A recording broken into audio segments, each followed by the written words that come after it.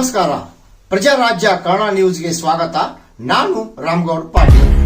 ಆರ್ಥಿಕ ಮುಗ್ಗಟ್ಟು ಎದುರಿಸುತ್ತಿರೋ ಹೀರಾ ಶುಗರ್ ಕಾರ್ಖಾನೆ ಹಿರಣ್ಯಕೇಶಿ ಕಾರ್ಖಾನೆ ಮೇಲೆ 700 ಕೋಟಿಗಿಂತಲೂ ಹೆಚ್ಚು ಸಾಲದ ಹೊರೆ ಇದೆ. ಮಂಡ್ಯದವ್ರು ಮೀಟಿಂಗ್ ಮಾಡಿ ರೈತರಿಗೆ ಕಾರ್ಮಿಕರಿಗೆ ಯಾವುದೇ ಅನ್ಯಾಯ ಆಗಬಾರ್ದಂಗ್ ನೋಡ್ಕೋತಿದ್ರು. ಮತ್ತೆ 2 ದಿನದಾಗ ಪ್ರೆಸ್ ಮೀಟ್ ಮಾಡಿ ಏನ್ ಎತ್ತರ ಸಲುವಾಗಿ ಆಗತೈತಿ, ಅದ ಏನ್ ಮುಂದೆ ಏನ್ ಮಾಡ್ಬೇಕು ಎಲ್ಲ ನಾವು ಪ್ರೆಸ್ ಮೀಟ್ ಕರೆದು ಎಲ್ಲ ವಿಷಯ ಪ್ರೆಸ್ ಮುಂದೆ. ಹಿರಣ್ಯಕೇಶಿ ಸಕ್ಕರೆ ಕಾರ್ಖಾನೆ ಅದರ ಗತ ವೈಭವ ಮತ್ತೆ ಮರಳಿ ಪಡೆಯುವುದಾಗಿ ಘೋಷಿಸಿದ್ದ ಅಣ್ಣಾ ಸಾಹೇಬ್ ಜೊಲ್ಲೆ ಆದರೆ ಅಂತ್ಯದಲ್ಲಿಯೇ ಕೈ ಕೊಟ್ಟು ಟಾಟಾ ಎಂದ ಬಿಡಿಸಿಸಿ ಬ್ಯಾಂಕ್ ಅಧ್ಯಕ್ಷ ಅಣ್ಣಾ ಸಾಹೇಬ್ ಜೊಲ್ಲೆ. ಆಶ್ಚರ್ಯ ಬೆಳವಣಿಗೆ ಎಂಬಂತೆ ಹಾಗೂ ಪಾಟೀಲ್ ಕುಟುಂಬ ಹಿರಣ್ಯಕೇಶಿ ಸಕ್ಕರೆ ಕಾರ್ಖಾನೆಯಿಂದಾಗಿ ಈ 2 ಕುಟುಂಬ ಒಂದಾಗಿದ್ವು. ಹಿರಣ್ಯಕೇಶಿ ಸಕ್ಕರೆ ಕಾರ್ಖಾನೆ ಆರ್ಥಿಕ ಸಂಕಷ್ಟ ಎದುರಾಗ್ತಾ ಇದೆ. 700 ಕೋಟಿಗಿಂತಲೂ ಹೆಚ್ಚು ಆರ್ಥಿಕ ಹೊರೆ ಈ ಹಿರಣ್ಯಕೇಶಿ ಸಕ್ಕರೆ ಕಾರ್ಖಾನೆ ಮೇಲಿದೆ. ಯಾರು ಅದರ ಕೈ ಹಿಡಿತಾರೆ ನೋಡ್ಬೇಕಾಗಿದೆ.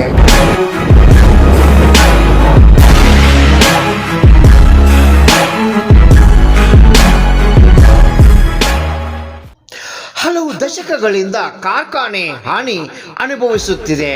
ಇಂಥ ಸ್ಥಿತಿಯಲ್ಲಿ ಕಾರ್ಖಾನೆ ಆರ್ಥಿಕವಾಗಿ ಸಬಲವಾಗಲು ಸಾಧ್ಯನಾ?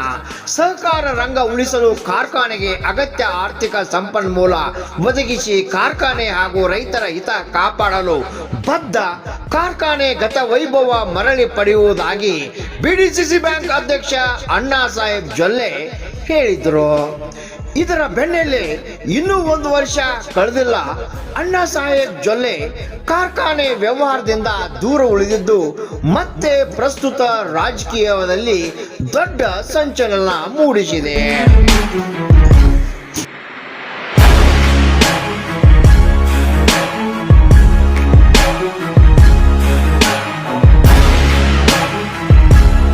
ಹೊರಗಿನವರಿಗೆ ಹುಕ್ಕೇರಿಯಲ್ಲಿ ಅವಕಾಶ ಕೊಡೋದಿಲ್ಲ ಎಂದು ರಮೇಶ್ ಕತ್ತಿ ಕೂಡ ಹೋದಲ್ಲಿ ಬಂದಲ್ಲಿ ಎಲ್ಲ ಕಡೆ ಗುಡುಗಿದ್ರು. ಎಬಿ ಪಾಟೀಲ್, ರಮೇಶ್ ಕತ್ತಿ ತಮ್ಮ ವೈಮನಸ್ಸು ಮರೆತು 2 ಕುಟುಂಬಗಳ ಮಾರ್ಗದರ್ಶನದಿಂದಲೇ ಪ್ರಗತಿ ಪಥದತ್ತ ಕೊಂಡೊಯ್ಯಲು ಕೂಡ ಸಂಕಲ್ಪ ಕೂಡ ಮಾಡಿದ್ರು. ಕತ್ತಿ ಹಾಗೂ ಪಾಟೀಲ್ ಕುಟುಂಬಗಳ ನಡುವೆ 3 ದಶಕಗಳ ಹಿಂದೆ ಇದ್ದೇ ಕಾರ್ಖಾನೆಗಾಗಿ ವೈರತ್ವ ಉಂಟಾಗಿತ್ತು. ಹಿರಣ್ಯಕೇಶಿ ಸಕ್ಕರೆ ಕಾರ್ಖಾನೆಯಿಂದಲೇ ಮತ್ತೆ ಕತ್ತಿ ಎಬಿ ಕುಟುಂಬಗಳ ದೋಸ್ತಿ ಏರ್ಪಡಿತ್ತು. ಲೀಸ್ ವಿಷಯವಾಗಿ ಕತ್ತಿ ಕುಟುಂಬ ಹಾಗೂ ಆಡಳಿತ ಮಂಡಳಿ ನಡುವೆ ಉಂಟಾಗಿದ್ದ ಭಿನ್ನಮತದಿಂದಾಗಿ ಅಣ್ಣಾ ಸಾಹೇಬ್ ಜೊಲ್ಲೆ ಕಾರ್ಖಾನೆ ಮುನ್ನಡೆಸಲು ಆಡಳಿತ ಮಂಡಳಿ ನಿರ್ಧರಿಸಿತ್ತು.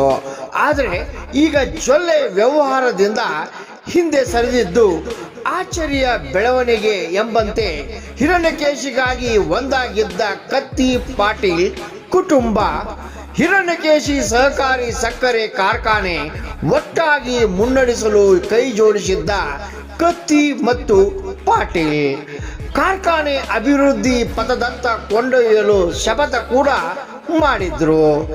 ಇಷ್ಟೆಲ್ಲ ಗೊಂದಲಕ್ಕೆ ಏನು ಕಾರಣ ಅಂತ ಎಲ್ಲರಿಗೂ ತಿಳಿಸೋಕೆ ಅಧ್ಯಕ್ಷ, ಉಪಾಧ್ಯಕ್ಷ ಹಾಗೂ ಆಡಳಿತ ಮಂಡಳಿಯಿಂದ ಇನ್ನು 3 ದಿನಗಳಲ್ಲಿ ಪ್ರೆಸ್ ಮೀಟ್ ಮಾಡ್ತಾರಂತೆ. ಇನ್ಯಾವ ಲೆಕ್ಕ ಹಾಕಿ ಯಾರು ಕಾರ್ಖಾನೆ ಕೈ ಹಿಡಿತಾರೆ ಕಾದು ನೋಡಬೇಕಾಗಿದೆ.